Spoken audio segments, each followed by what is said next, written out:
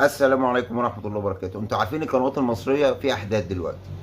القنوات المصرية فيها احداث، وكل ما اقلب على قناة الاقي المذيع طالع مكشر مكشر. اصل هم خذوه. كلمة خذوه بقولها تاني مرة اهو، خذوه من متسبي. خذوه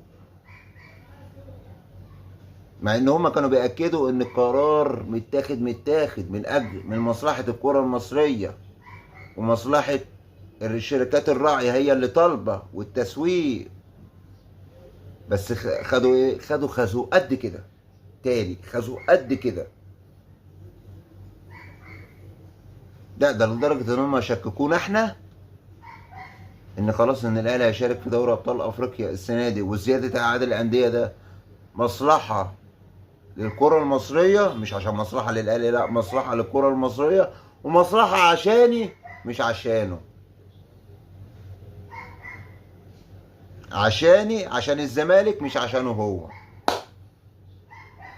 خلونا احنا شكينا يعني اليومين اللي فاتوا دول ان القرار خلاص متاخد، لان الاعلام المصري كله الاعلام الضلالي اللي ما بيقولش كلمة حق، انما بيجوا عند الغلبان اللي بيقول كلمة الحق واللي بيقول وجهة نظره، ماشي، بيبقوا فيه 4 شهور. هي دي بلدنا. صوت الحق بيتداس عليه لغاية لما المتسبي طلع ورزعها في وشهم كده كشاف زيادة مفيش. من الموسم اللي جاي صعب يا اخلاوية، صعب الزيادة السنة دي. مفيش وقت. الاجندة كلها هتبوظ لو زودنا عدد الاندية. مش عشان انت بتعيط هنخرب الدنيا عشان خاطرك يا ننوس يا طاعم. الاهلي يسكت؟ لا ما يسكتش. محمود الخطيب يسكت؟ لا ما يسكتش.